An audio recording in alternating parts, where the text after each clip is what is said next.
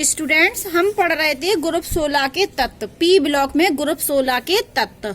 तो ग्रुप 16 के तत्व में हम पढ़ चुके थे हाइड्रोजन के साथ प्रतिक्रियाशीलता की। जब ग्रुप 16 के तत्व हाइड्रोजन से क्रिया करते थे तो हाइड्राइड बनाते थे। क्या बनाते थे? हाइड्राइड। और किस प्रकार का हाइड्राइड? H2E। और ई का मतलब क्या था? ग्रुप 16 के तत्व। आज हमें पढ़ना है ग्रुप 16 के तत्वों की ऑक्सीजन के प्रति क्रियाशीलता। किसके प्रति क्रियाशीलता? ऑक्सीजन के प्रति क्रियाशीलता। तो यहाँ पर बनते हैं हमारे ऑक्साइड। क्या बनते हैं? ऑक्साइड। जब हाइड्रोजन से क्रिया होती है तो हाइड्राइड बनते हैं, ऑक्सीजन से क्रिया होती है तो ऑक्साइड बनते हैं, हेलोजन से क्रिया होती है तो हेलाइड बनते हैं। तो आज हम पढ़ने वाले हैं कि ग्रुप 16 के तत्व कौन कौन से थे। ग्रुप 16 के तत्व ये थे oxygen, sulphur, selenium, tellurium, polonium. तो पोलोनियम तो रेडियो एक्टिव है, तो हम जब गुण पढ़ते हैं तो इन चारों के पढ़ते हैं, ऑक्सीजन, सल्फर, सिलीनियम, टेलुरियम। तो ये ग्रुप 16 के तत्व जब ऑक्सीजन से क्रिया करते हैं तो क्या बनाते हैं? ऑक्साइड। जैसे ऑक्सीजन है, ऑक्सीजन ने किससे क्रिया की? ऑक्सीजन से, O2 से क्रिया की, तो क्या बनेगा? O3। क्या बनेगा? O3। अब हमने सल्फर ले लिया, सल्फर ने किससे क्रिया की? ऑक्सीजन से। ऑक्सीजन का मतलब है O2 से, तो क्या बनेगा? SO2। अब सिलीनियम ले लिया, सिलीनियम ने किससे अभी क्रिया की? ऑक्सीजन से, तो क्या बनेगा? SeO2। और ये अब टेलुरियम ले लिया, टेलुरियम ने किससे अभी क्रिया कर ली? ऑक्सीजन से, तो O2 बन गया। अब यहाँ बात सुनिए कि जब ये तत्व हमारे हैं, ये जब ऑक्सीजन से क्रिया करते हैं तो या तो ये EO2 प्रकार का ऑक्साइड बनाते हैं या EO3 प्रकार का ऑक्साइड दो प्रकार का बनाते हैं। तो हम यहाँ पार्टीशन कर दे रहे हैं। यहाँ ये हमने लिखे EO2 प्रकार के और ये वाले लिख रहे हैं हम EO3 प्रकार के। ये डिवाइडेशन कर दिया, ठीक है। सबसे पहले ग्रुप 16 के सभी तत्व ऑक्सीजन से क्रिया करके EO2 प्रकार और EO3 प्रकार के ऑक्साइड बनाते हैं। दो प्रकार के, EO2 और EO3 प्रकार के। ई का मतलब ग्रुप 16 के तत्व, जैसे ऑक्सीजन, सल्फर, सेलेनियम, टेलुरियम, तो बना दिए हमने। अब सुनिए कि ये जो तत्व होती है, जो ये जो भी है हमारे, तो ये होती है, ये गैस होती है। ओजोन क्या होती है? गैस। ये भी क्या होता है? गैस। और ये क्या होता है हमारा? ये हमारा सॉलिड ठोस होता है। और ये क्या होता है? ये भी हमारा सॉलिड। अब हम आते हैं EO3 प्रकार के ऑक्साइड पर। तो EO3 प्रकार के ऑक्साइड, हम सल्फर को ले लें, ऑक्सीजन नहीं बनाता EO3 प्रकार के, O4 कुछ नहीं बनता है, ठीक है। या ई की जगह यदि हम ऑक्सीजन लेंगे, ई का मतलब क्या है? ग्रुप 16 के तत्व। यदि हम ऑक्सीजन ले लें तो क्या हो जाएगा? O4। तो O4 नहीं बनता है। हाँ, लेकिन सल्फर बनाता है। सल्फर SO2 मतलब EO2 प्रकार का भी बनाता है और EO3 प्रकार का ही बनाता है, SO3। और ये भी बनता है सेलेनियम के साथ, SeO3 और टेलुनियम O3। तो वापस सुन लीजिए, ग्रुप 16 के जो तत्व हैं जब वो ऑक्सीजन से क्रिया करते हैं तो ऑक्साइड बनाते हैं। कितने प्रकार के ऑक्साइड? EO2 प्रकार के और EO3 प्रकार के ऑक्साइड। EO2 प्रकार के जब बनाते हैं तो O3 बनता है, SO2 बनता है, SeO2 बनता है, TuO2 बनता है। और O3 क्या होता है? गैस। SO2 क्या होता है? गैस। ये क्या होता है? सॉलिड। ये क्या होता है? सॉलिड। वैसे अब इधर से नहीं जाना।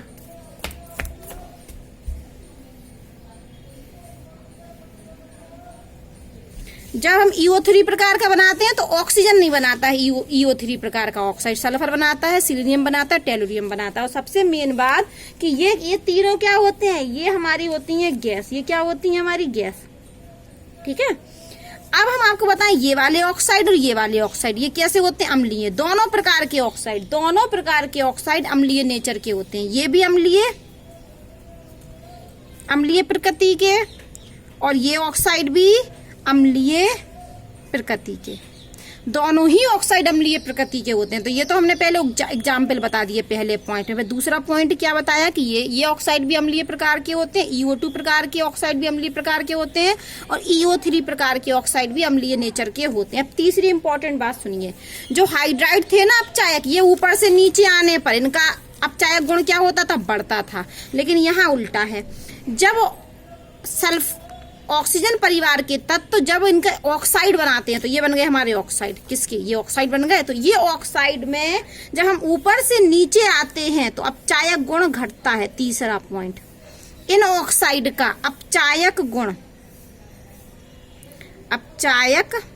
गुण कहां से? SO2 से जाल से आओ, जाल से।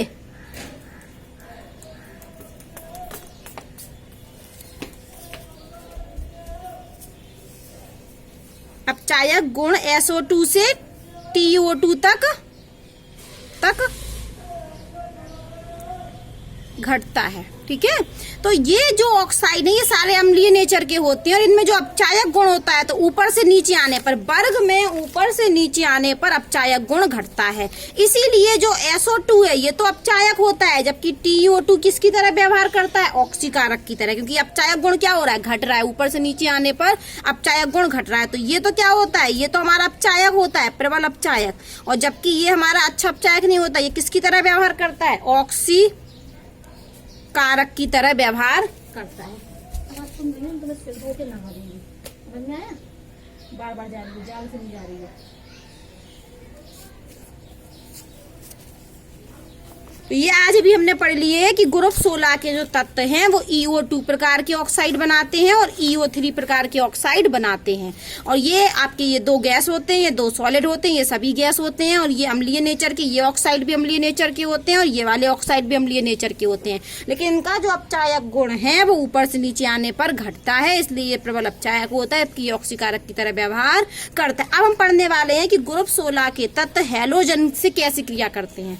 तो जब हैलोजन से क्रिया करते हैं तो हैलाइड बनते हैं। किस किस प्रकार का हैलाइड बन सकता है? EX6 हैलोजन के हेक्सा वाले बन सकता है। ये EX4, EX2 प्रकार के, तो ये हेक्सा वाले हैं, ये टेट्रा वाले हैं, ये डाई वाले हैं। कुछ मोनो भी बनते हैं। ठीक है, कुछ क्या बनते हैं? मोनो भी। तो इनका जो हैलाइड का जो क्रम है, तो हैलाइड का स्थायित्व का क्रम होता है ये, फ्लोराइड वाले सबसे ज्यादा स्थायी, क्लोराइड वाले उससे कम, ब्रोमीन वाले उससे कम, आयोडीन वाले उससे कम। इसलिए यहाँ पर जो हम हैलाइड पढ़ेंगे वो ब्रोमाइड हैलाइड ही पढ़ेंगे, क्योंकि ब्रोमाइड हैलाइड क्या होता है? स्थायी होता है। तो ये हैलोजन के अनुसार हैलाइड का स्थायित्व का क्रम है। यदि फ्लोराइड हैलाइड होगा तो ज्यादा स्थायी होगा, क्लोराइड हैलाइड होगा तो कम स्थायी होगा, ब्रोमीन हैलाइड और कम स्थायी होगा और आयोडो हैलाइड और कम स्थायी होगा। तो हम यहाँ ये कहना चाह रहे हैं कि हैलोजन के साथ हैलाइड तो बनते हैं, तो हैलोजन तो ये चारों हैं, लेकिन जो फ्लोरीन के साथ जो हैलाइड बनता है, जो फ्लोराइड हैलाइड बनता है, वो ज्यादा स्थायी होता है। तो अब हम पढ़ने वाले हैं EX6 वाले। कौन से प्रकार के? EX6 वाले। और EX6 वाले हम पढ़ते हैं तो EX6 में सबसे पहले हम क्या होता है कि EX6 में केवल फ्लोराइड वाला स्थायी होता है। मान के चलो हम यहाँ बना दें कि ले लें अपना ये कौन सा वाला, ये ले लिया मैंने, कोई एक तत्व ले लिया, मान लो मैंने S ले लिया, तो S का हमने Cl6 बना दिया, S का हमने Br6 बना दिया, सल्फर के साथ इसका I6 बना दिया और हमने SF6 बना दिया। देखो बात समझे, हमने सल्फर कॉमन रखा। सल्फर क्या रखा? कॉमन। सल्फर कॉमन है, एक बार क्लोरीन ले लिया, एक बार ब्रोमीन ले लिया, एक बार आयोडीन ले लिया, एक बार फ्लोरीन ले लिया। तो वो इस क्रम में ये कह रहे हैं कि केवल ये स्थायी होता है और ये सब तो बनते ही नहीं है। ये सब क्या होते हैं? बनते ही नहीं है। ठीक है, लेकिन जबकि सल्फर हैलोजन क्लोरीन से क्रिया कर सकता है, ये बन सकता है, लेकिन नहीं बनता है, ये वाला स्थायी होता है सिर्फ। तो यहाँ एक साफ साफ बात लिखी है कि हेक्सा हैलाइड में, किसमें? हेक्सा हैलाइड में केवल हेक्सा फ्लोराइड ही स्थायी हैलाइड होते हैं। कौन सा वाला? फ्लोराइड वाला ही स्थायी होता है। इसके अलावा कोई भी स्थायी हेक्सा वाला नहीं होता है। ठीक है, ये लाइन अंडरलाइन कर लेना कि हेक्सा हैलाइड में केवल हेक्सा फ्लोराइड ही स्थायी होता है। इसको क्या बोलेंगे हम? हेक्सा क्लोराइड, ये हेक्सा ब्रोमाइड, ये हेक्सा आयोडाइड और ये क्या है? Hexa fluoride. तो किताब क्या कह रही है कि हेक्सा फ्लोराइड वाला ही स्थायी होता है। अब हम आगे बात सुनते हैं। और ये हेक्सा फ्लोराइड, जितने भी हेक्सा फ्लोराइड बनते हैं, जो भी आपके हेक्सा फ्लोराइड होते हैं, ये किस कौन सा अवस्था के होते हैं? गैसीय नेचर के। हेक्सा फ्लोराइड गैसीय प्रकृति के होते हैं। किस प्रकृति के होते हैं? गैसीय प्रकृति के होते हैं। ठीक है, अब आप इसका थोड़ा स्ट्रक्चर हम बताते हैं। ये स्थायी तो है, क्यों स्थायी है? ये सल्फर है। यहाँ हमने ये ले लिया इसका, ये F, एक F इधर जोड़ दिया, एक F इधर जोड़ दिया, एक F इधर जोड़ दिया और ये इस तरीके से, एक F ऊपर और एक F नीचे, इस तरीके से देखो SF6 हो गया। और इसमें क्या होता है? ये ऑक्टाहीड्रल स्ट्रक्चर है। कौन सा आकृति है? अष्टफलकीय, ऑक्टाहीड्रल शेप होती है। और ये स्टेरिक हिंड्रेंस की वजह से, स्टेरिक हिंड्रेंस की वजह से, किसकी वजह से? स्टेरिक हिंड्रेंस की वजह से, ठीक है, त्रिविमीय कारक की वजह से। स्टेरिक हिंड्रेंस बोलेंगे त्रिविमीय कारक की वजह से, या हम बोल सकते हैं सीधे सीधे 3D संरचना की वजह से, 3D स्ट्रक्चर की वजह से स्टेबल होती है। कोई आपसे पूछे कि ये स्थायी क्यों है, तो ये 3D स्ट्रक्चर की वजह से स्टेबल होती है, या हम इसको बोल सकते हैं कि SF6 में त्रिविमीय कारण, त्रिविमीय कारण, ये त्रिविम में व्यवस्था होती है ना, जो XYZ में त्रिविम में मतलब इसके चारों तरफ इस व्यवस्था के कारण ये क्या होता है? स्थायी होता है। ठीक है, अब हमने हेक्सा वालों के थोड़े गुण पढ़ लिए, हमें किसके गुण पढ़ने हैं? टेट्रा वाले के। ये टेट्रा हेलाइड है, ये कौन सा हेलाइड है? Tetra halide. इसको बोलेंगे हम हेक्सा हेलाइड। ये कौन सा हेलाइड? Tetra halide. तो टेट्रा हेलाइड में हम बना देते हैं, सल्फर की बना दी हमने, ये ऐसे। फ्लोराइड वाले क्यों लिए? ये स्थायी होते हैं तो ये ले लिए हमने। तो ये SF4 बना दिया, तो ये होता है गैस। ये सीलियम वाला फ्लोराइड क्या होता है? लिक्विड। और टेलुनियम वाला फ्लोराइड क्या होता है? सॉलिड। ठीक है, और ये जो हमने टेट्रा हेलाइड बनाई, ये क्या बोलेंगे इनको? Tetra halide. तो ये टेट्रा हेलाइड में जो संकरण होता है वो होता है sp3d संकरण। कौन सा संकरण? sp3d संकरण। आकृति क्या होती है? त्रिकोणीय द्विपिरामिडियल।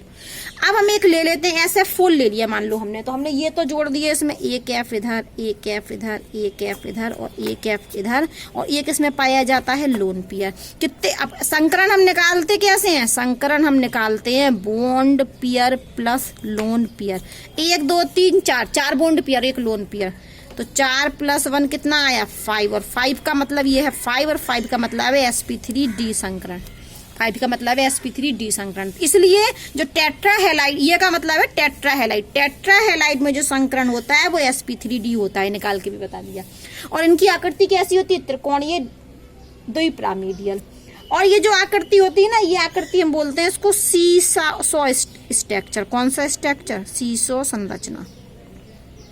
ये लोन पेयर की वजह से होती है सीसॉ संरचना, सीसॉ संरचना। ठीक है, जबकि होनी क्या चाहिए थी इसकी? त्रिकोणीय द्विपिरामिडियल होनी चाहिए थी, त्रिकोणीय द्विपिरामिडियल, लेकिन होती नहीं है, त्रिकोणीय द्विपिरामिडियल नहीं होती है।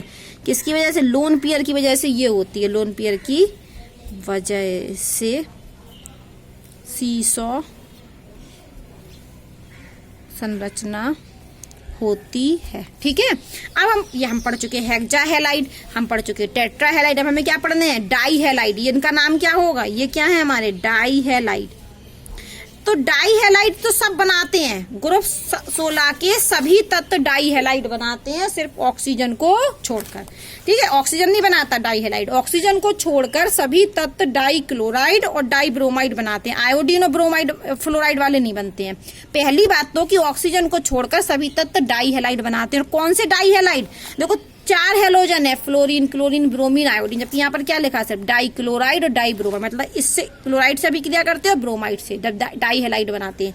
आयोडीन और फ्लोरीन वाले नहीं बनाते हैं। आयोडाइड और फ्लोराइड वाले हेलाइड डाई हेलाइड नहीं बनते हैं। अब ये जो डाई हेलाइड होते हैं, इनमें कौन सा संकरण होता है? sp3 संकरण। तो आकृति कौन सी होनी चाहिए? चतुष्फल की है। अब यहाँ पर कुछ मोनो हेलाइड भी बन जाते हैं, कुछ क्या बन जाते हैं? EX प्रकार के भी, EX प्रकार के, इनको बोलते हैं मोनोहेलाइड। और ये जो मोनोहेलाइड, जैसे हम ले लें यहाँ पर SF, ये मोनोहेलाइड है, एक ही F जुड़ा, लेकिन ये डाइमर रूप में पाया जाता है। किस रूप में? डाइमर रूप में। तो 2 जुड़ गए इसके, क्या जुड़ गए? 2। तो ये क्या बन गया? S2F2। वापस सुन लीजिए, मोनो का मतलब है कि एक फ्लोरीन का, देखो हेक्सा का मतलब है 6 जुड़े हेलोजन, टेट्रा का मतलब है 4 जुड़े, डाई का मतलब है 2 हेलोजन जुड़े, और एक मोनो का मतलब है 1 हेलोजन जुड़ा। तो अब मोनोहेलाइड भी बनते हैं। हमने सल्फर को ले लिया, इसका मोनोहेलाइड बनाया, तो क्या बना? SF, क्योंकि F कितना लेना है? मैं 1, मोनो बन गया। लेकिन मोनो जो हेलाइड होते हैं वो डाइमर के रूप में पाए जाते हैं, इनको डबल कर दें हम तो S2F2। तो यहाँ पर ये कुछ उदाहरण दिए हैं, S2F2, S2Cl2, S2Br2, selenium chloride, selenium bromide, ये सब क्या है? हमारे मोनोहेलाइड है। लेकिन किस रूप में पाए जाते हैं? ये मोनोहेलाइड है, लेकिन किस रूप में पाए जाते हैं? डाइमर के रूप में। और ये जो मोनोहेलाइड जो डाइमर के रूप में पाए जाते हैं, असमानुपात अभिक्रिया को प्रदर्शित करते हैं। असमानुपात अभिक्रिया वे अभिक्रिया अभिक्रियाएं होती हैं जिनमें एक ही तत्व का ऑक्सीकरण हो रहा हो और एक ही तत्व का अपचयन हो रहा हो। जैसे हम जानते थे रिडॉक्स अभिक्रियाएं, तो रिडॉक्स अभिक्रियाएं वे अभिक्रियाएं होती हैं जिनमें ऑक्सीकरण अपचयन साथ साथ में होता है, लेकिन वहां जरूरी नहीं है कि जिस तत्व का ऑक्सीकरण हो रहा उसी का अपचयन हो। ऑक्सीकरण किसी दूसरे तत्व का हो रहा, किसी दूसरे यौगिक का हो रहा, अपचयन किसी दूसरे यौगिक का हो रहा, तो वो अभिक्रियाएं होती हैं हमारी रिडॉक्स अभिक्रियाएं। लेकिन असमानुपात अभिक्रिया से, असमानुपात अभिक्रिया का अर्थ है कि एक ही तत्व का ऑक्सीकरण हो रहा हो और एक ही तत्व का अपचयन हो रहा है। जैसे यहाँ पर हमने ये अभिक्रिया लिखी, तो यहाँ पर सेलेनियम की ऑक्सीकरण कितनी है, +1, और कितनी हो गई यहाँ पर +4, तो ये क्या हो गया, OS में वृद्धि हुई। ये क्या हुई, OS में वृद्धि। OS में वृद्धि का मतलब होता है ऑक्सीडेशन। अब यहाँ देखिए +1 से कितनी हो गई, 0, ये कितनी लिखी, 0, तो ये OS में क्या हुई, कमी। तो इसका मतलब ये क्या है, रिडक्शन। क्या है ये, रिडक्शन। ये क्या है, रिडक्शन। तो यहाँ पर सिलीनियम का ही ऑक्सीकरण हो रहा है और सिलीनियम का ही क्या हो रहा है, अपचयन। तो इस अभिक्रिया को असमानुपात अभिक्रिया कहते हैं। अब यहाँ थोड़े कुछ क्वेश्चन हैं।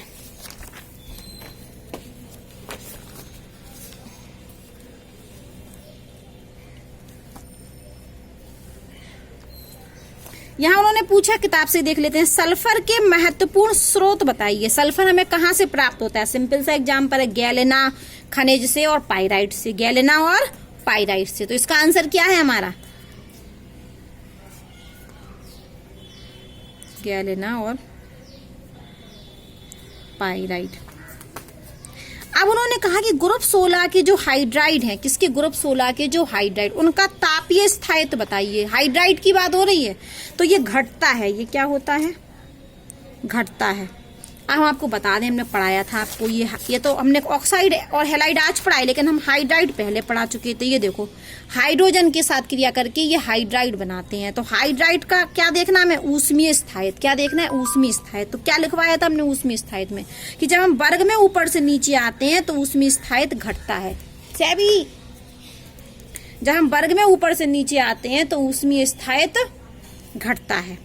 यही तो उन्होंने पूछा है कि ग्रुप 16 के तत्वों के हाइड्राइडों का तापीय स्थायित्व का क्रम लिखिए। तो हम लिख देंगे कि वर्ग में ऊपर से नीचे आने पर ये घटता है। घटता है वर्ग में ऊपर से नीचे आने पर। कोई क्रम ही पूछे तो क्रम है ये आपका, देखिए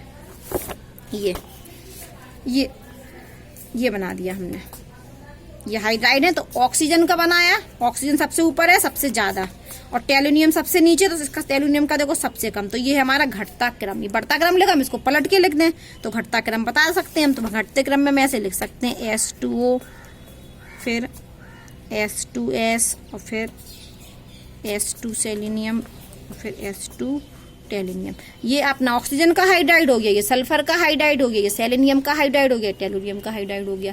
अब उन्होंने क्वेश्चन पूछा कि H2O एक द्रव है और H2S एक गैस है। क्यों? क्योंकि H2O में क्या पाया जाता है, जल में हाइड्रोजन बंध उपस्थित होता है, जिस वजह से जल द्रव होता है। जबकि हाइड्रोजन सल्फाइड में, H2S में कोई हाइड्रोजन बंध नहीं होता है, इसलिए ये गैस अवस्था में पाई जाती है। अब ये क्वेश्चन और ये देख लीजिए, वो कह रहे हैं H2S और H2T, मतलब ये सल्फर का हाइड्राइड है और ये टेलुनियम का हाइड्राइड है। इसमें कौन अम्लीय है? तो हम आपको बता दें, यहाँ पर हमने ये वाला क्वेश्चन और देख लेते हैं। तो ये हम ऐसे देख लेते हैं कि यहीं से आप देखिए, चलो यहाँ देख लेते हैं। ये बात कर रहा है वो, ये तो हमारा ये तो क्रम है। पहले तो ये वर्ग लिख लेते हैं हम। क्या लिख लेते हैं यहाँ पर हम, ग्रुप 16, ऑक्सीजन, सल्फर, सेलेनियम और टेलुनियम, ये हमारा वर्ग है। ठीक है, ये हमें वर्ग याद होना चाहिए। अब उन्होंने किसको लिया, हाइड्राइड लिया, किसका, H2S का, और फिर सीधे किसका हाइड्राइड लिया, उन्होंने 2 को छोड़ दिया और बोले यहाँ पर H2T, ये टेलुनियम का हाइड्राइड और ये सल्फर का हाइड्राइड, ये 2 लिए उन्होंने। और पूछा हमसे कि बताओ इनमें से कौन अम्लीय है, कौन ज्यादा अम्लीय है। तो हम आपको बता दें कि जब हम वर्ग में ऊपर से नीचे आते हैं तो क्या बढ़ता है, आकार बढ़ता है। क्या बढ़ता है ऊपर से नीचे आने पर, आकार। और जब आकार बढ़ता है, जैसे आकार बड़ा होगा, सल्फर का आकार छोटा होगा और टेलुनियम का आकार क्या होगा, बड़ा होगा। और मान के चलो ये हमारा, ये क्या है, ये हमारा सल्फर है, ये हमने छोटा का सल्फर बना दिया और ये हमने बड़ा सा टेलुनियम बना दिया। और ये जुड़ा किससे है, जुड़ा तो ये हाइड्रोजन से। मान लो हमने हाइड्रोजन को इतना छोटा बना दिया और ये छोटा, ये हाइड्रोजन ये बना दिया। तो आप बॉन्ड लेंथ देखो, इनकी बंध लंबाई किसकी ज्यादा है, इसकी ज्यादा है लंबाई। फिर से सुन लीजिए, मान के चलो ये हमारा सल्फर है, ये क्या है, सल्फर, और ये बड़ा सा ले लिया हमने टेलुनियम, क्योंकि ऊपर से नीचे आने पर कक्षा बढ़ने पर आकार बढ़ता है, तो ये हमारा टेलुनियम है। अब मान के चलो मैं सल्फर को किससे जोड़ना, हाइड्रोजन से, तो हमने यहाँ एक छोटा सा हाइड्रोजन, ये क्या ले लिया हाइड्रोजन, यहाँ भी ले लिया हमने एक छोटा सा हाइड्रोजन। तो ये हाइड्रोजन तो छोटा ही होता है, लेकिन यहाँ पर बॉन्ड लेंथ, इनके बीच की दूरी, केंद्रों के बीच की दूरी कहाँ बड़ी है, जहां ये बड़ा है, ये बॉन्ड लेंथ, बंध लंबाई क्या है, बड़ी है, बड़ी है, तो यहां से तोड़ना आसान होता है। अम्लीय कौन होते हैं, जो प्रोटॉन को अच्छे से दे दें। तो सीधे सीधी बात है कि यहाँ की लंबाई, यहाँ की बॉन्ड लेंथ क्या है, बड़ी है, जबकि ये बॉन्ड लेंथ क्या है, ये बॉन्ड लेंथ क्या है, छोटी, और यहाँ बॉन्ड लेंथ छोटी है, तो बॉन्ड एनर्जी क्या होगी, बॉन्ड एनर्जी क्या होगी, ज्यादा। ये पास में है ना, तो टाइटली बाउंड होंगे, और ये बॉन्ड लेंथ ज्यादा है, बॉन्ड लेंथ क्या है, बड़ी, तो यहाँ पर जो बॉन्ड एनर्जी होगी वो क्या होगी, कम, ये दूर रहेंगे। तो बॉन्ड एनर्जी यहाँ कम है, इसलिए ये आसानी से प्रोटॉन दे देगा, इसलिए वियोजन, बॉन्ड एनर्जी कम है तो वियोजन एनर्जी कम है, इनको तोड़ने में हमें एनर्जी कम चाहिए है, तो यहाँ पर ये ज्यादा अम्लीय होगा, क्योंकि सल्फर छोटे आकार का है, टेलुनियम बड़े आकार का है। तो टेलुनियम के बड़े आकार के होने के कारण यहाँ पर बॉन्ड लेंथ ज्यादा है, और बॉन्ड लेंथ ज्यादा होने से यहाँ पर बॉन्ड एनर्जी कम है, तो यहाँ पर वियोजन एनर्जी कम है, इसलिए ज्यादा अम्लीय है। किताब में देख लीजिए, उन्होंने कहा कि बताइए कौन अम्लीय ज्यादा है, तो लिखा है वर्ग में नीचे की ओर बढ़ने पर वियोजन एंथैल्पी कम होती है, इसलिए ये अम्लीय गुण में वृद्धि करती है। उन्होंने सीधे सीधे कह दिया कि जैसे जैसे वो कह रहे हैं, सीधे वो कह रहे हैं कि वर्ग में ऊपर से नीचे आने पर वियोजन एंथैल्पी बोले चाहे हम ऊर्जा बोले, एंथैल्पी कम होती है।